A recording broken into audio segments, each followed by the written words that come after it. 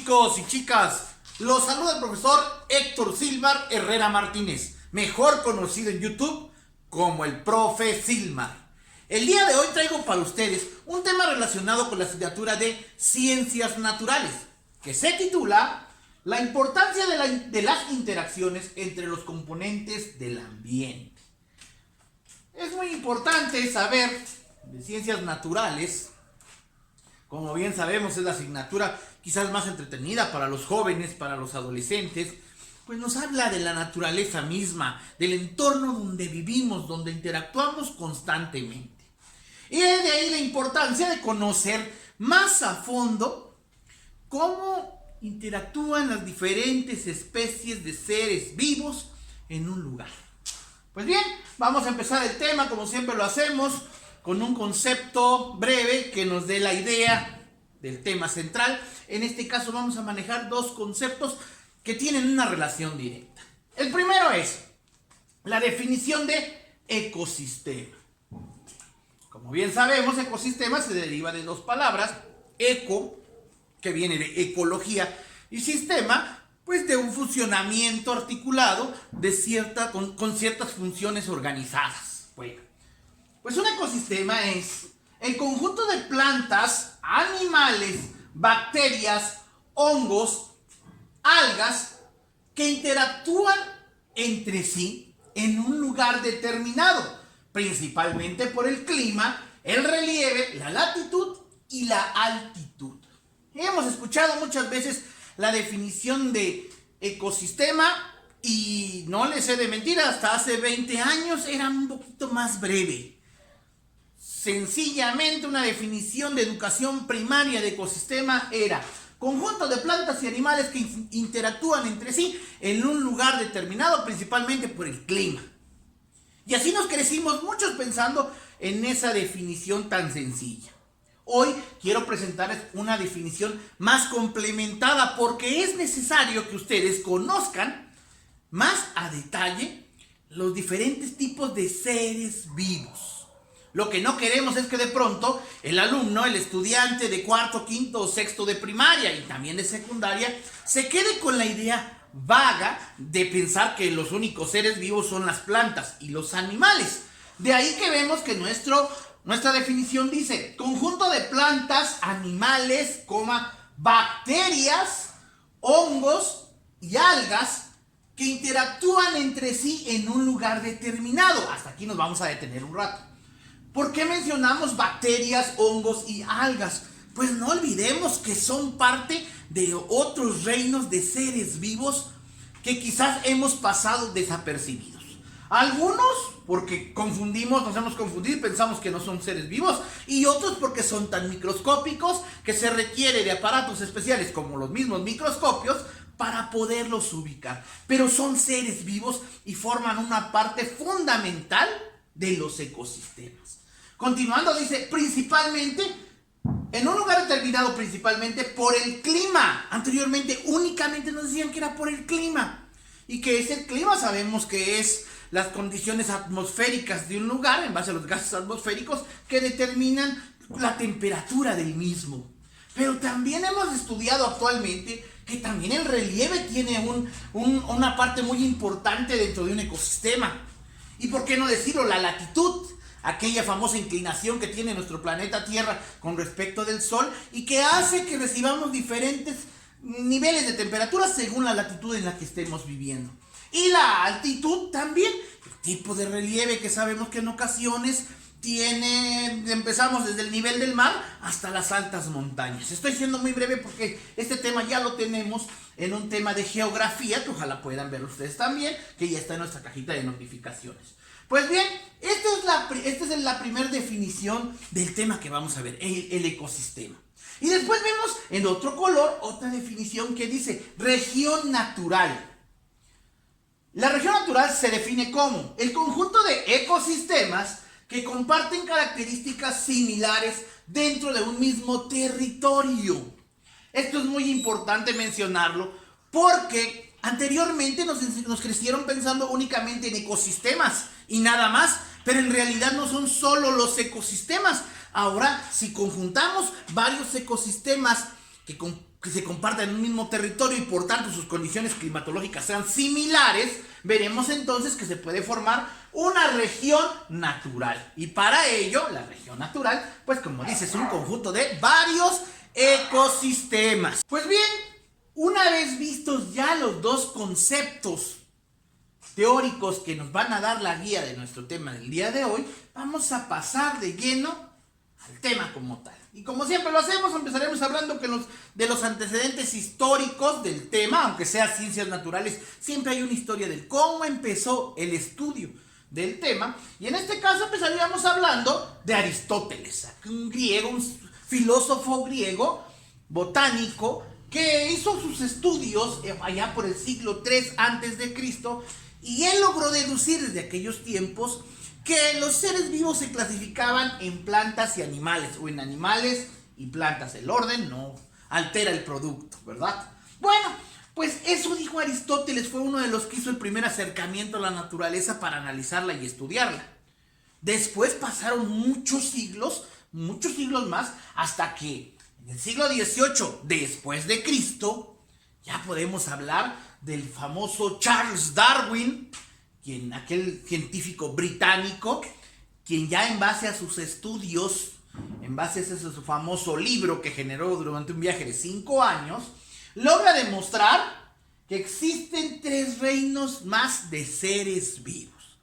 ¿Y cuáles son esos 3 reinos más, además de los animales y las plantas? Pues bien sabemos, existe el reino fungi, que hace alusión a los hongos, el reino monera, que hace alusión a las bacterias, y el reino protozoario, que hace alusión a las algas.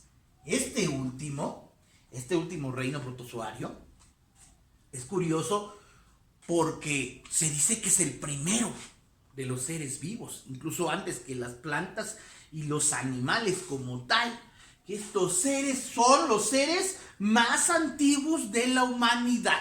Ojo, estos 3 reinos, conjuntamente con el reino animal y el reino vegetal, forman los principales 5 reinos de seres vivos en nuestro planeta y por tanto en cada uno de los ecosistemas.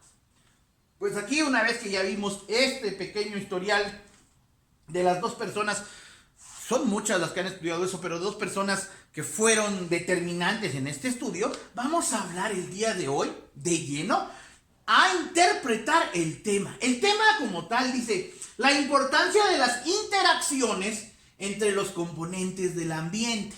Interaccionar, relacionarse, ¿verdad?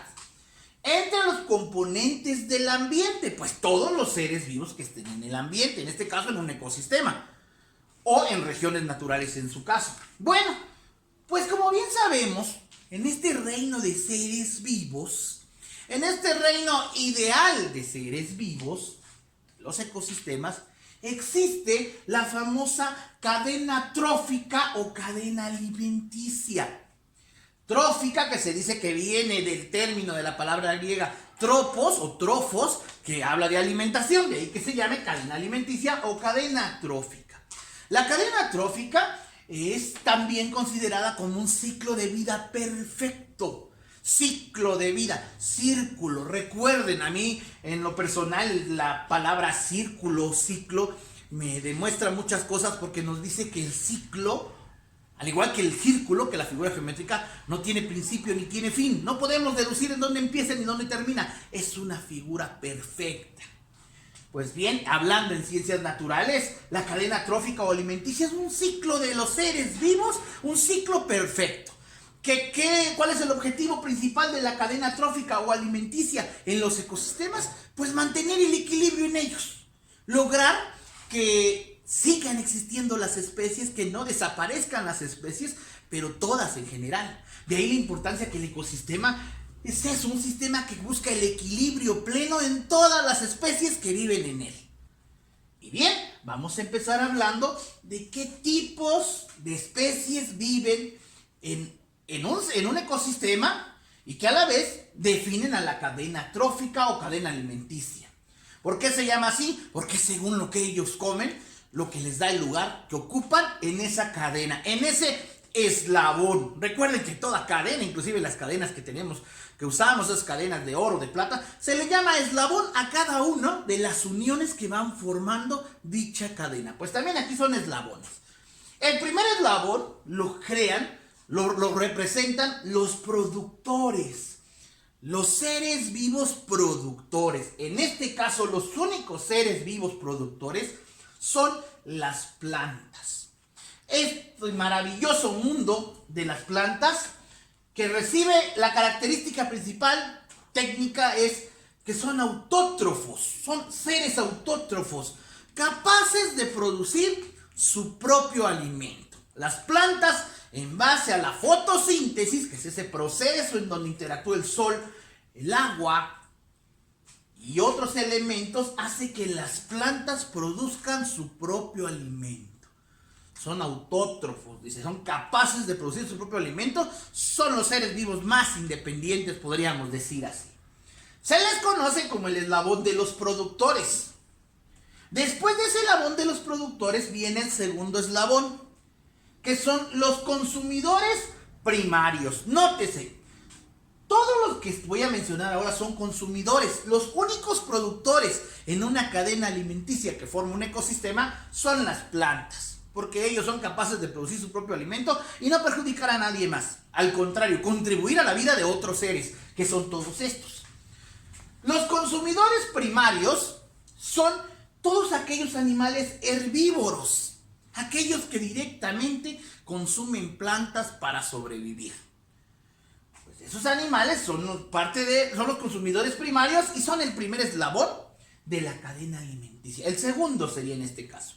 Pero algo muy importante, como es cíclico, como es una cadena, aquí todos ocupan el mismo lugar en importancia. Después tenemos a los consumidores secundarios. Aquí se define como consumidores secundarios a los animales carnívoros y omnívoros. Sobre todo cuando hablamos de animales carnívoros, hablamos de animales no tan grandes, no tan que consuman mucho alimento. Ojo, estos animales carnívoros y omnívoros, el término omnívoro hace la referencia a un animal que puede comer plantas y animales y otras especies también. Este es el término omnívoro, que come de todo, dice por ahí, así se le define. Y el animal carnívoro, que come pura carne exclusivamente. Pues estos consumidores secundarios viven de alimentarse de los consumidores primarios. Nótese eso. Los consumidores primarios en un principio viven de comer plantas. Y ellos a la vez son presas y alimento para los consumidores secundarios, que son animales carnívoros y omnívoros, de mediano tamaño, de pequeño y mediano tamaño. Después sigue el otro eslabón, los consumidores terciarios. Estos son los animales exclusivamente carnívoros y se les conoce como depredadores. ¿Por qué? Estos son los que se alimentan exclusivamente de seres vivos, de animales. En este caso, se alimentan de consumidores secundarios, pero también en la naturaleza, si por ahí se les atraviesa un consumidor primario, también lo consumen. Por eso se llaman depredadores. Pero básicamente ellos viven de alimentarse de estos animales. Y por último, en el otro eslabón tenemos a los descomponedores. Así suena el término curioso, descomponedores. ¿Cuáles son ellos? Pues aquí están. Las bacterias, los hongos y las algas. Los encargados de consumir a la materia muerta, a la materia inerte. A los animales muertos, las bacterias son las encargadas de desaparecerlos y de transformarlos a su vez, al consumirlos, en abono orgánico para los productores. Nótese ese ciclo tan importante, mire. El productor, la planta, le da alimento al consumidor primario. Este consumidor primario es consumido a su vez, o es comido a su vez, por los consumidores secundarios, los cuales a su vez son presa para los consumidores terciarios. Alguien dirá, pues estos consumidores terciarios ya no tienen quien se los coma. No tienen quien se los coma. Curiosamente, lo que sí tienen es que mueren, y al morirse, por edad o por otras situaciones, son los organismos descomponedores los que se encargan de desaparecerlos en base a un consumo, de comerlos, de comer materia muerta, se encargan de comerlos y de que ese abono al triturarlos, al desaparecerlos, se vaya a las plantas. Entonces nos damos cuenta que es un ciclo perfecto, un ciclo que busca el equilibrio. En términos muy prácticos o en un ejemplo sencillo, sería así. Por acá vemos que hay plantas, por ejemplo el maíz, que crece y que a su vez, nótese, se acercan al maíz los conejos, que son animales herbívoros exclusivamente, y se comen ese maíz. El conejo, vean esto, qué importante es.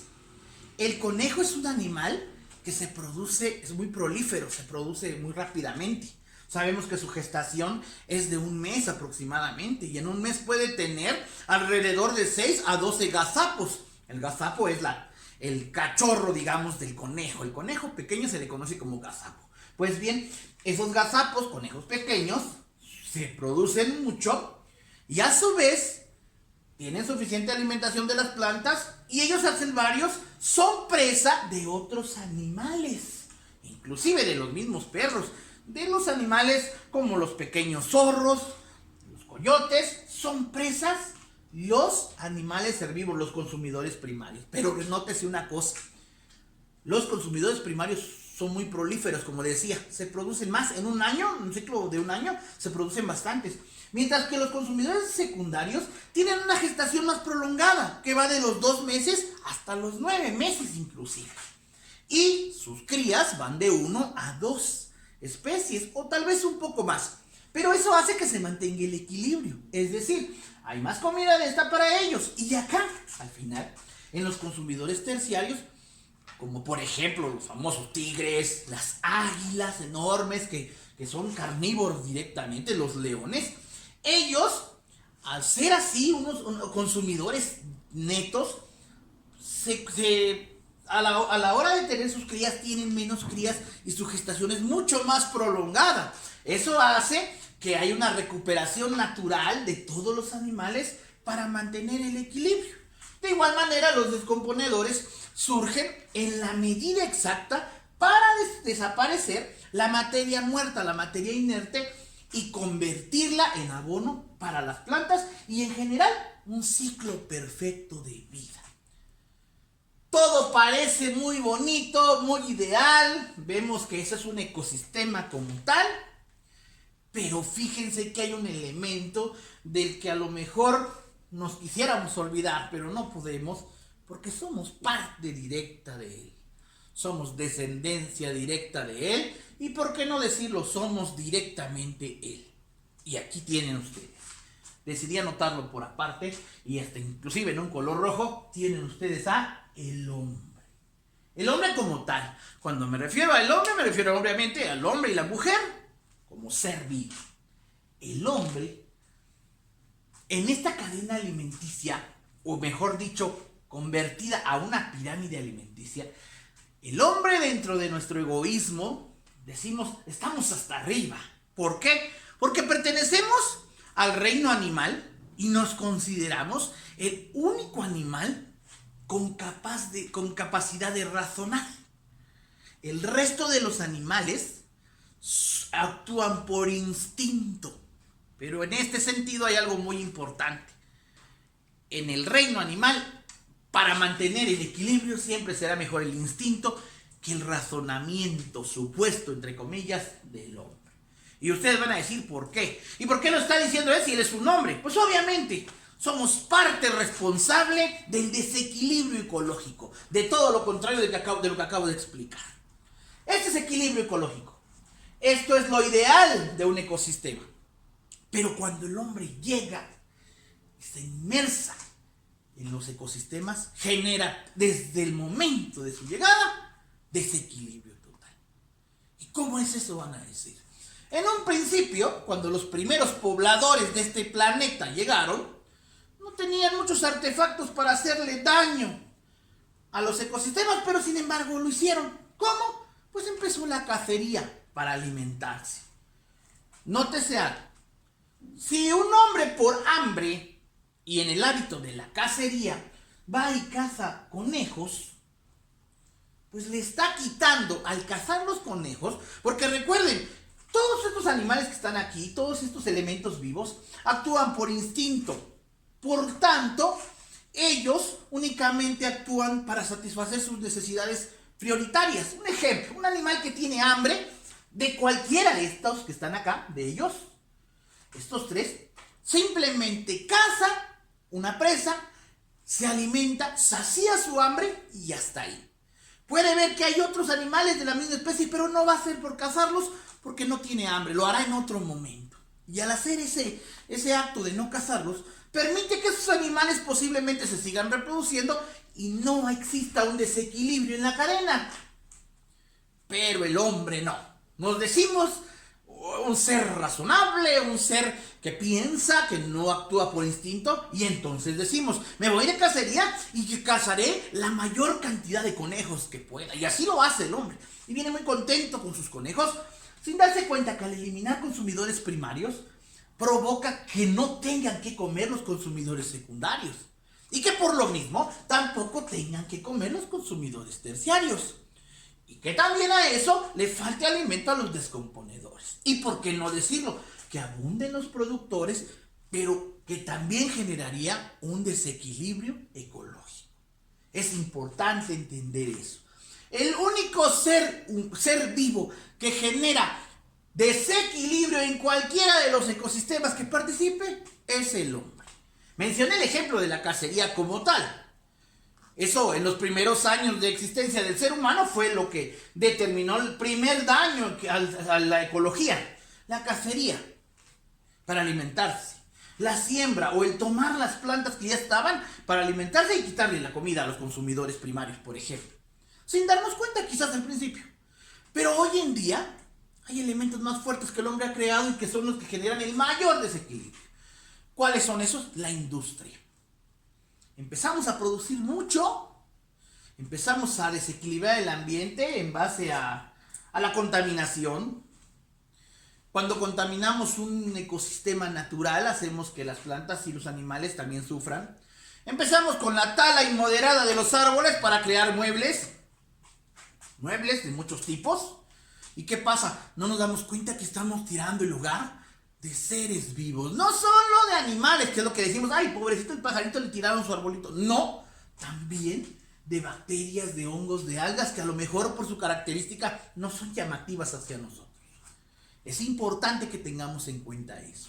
El único ser capaz de generar un desequilibrio total en cualquiera de los ecosistemas que conocemos o en cualquiera de las regiones naturales es el hombre como ser vivo.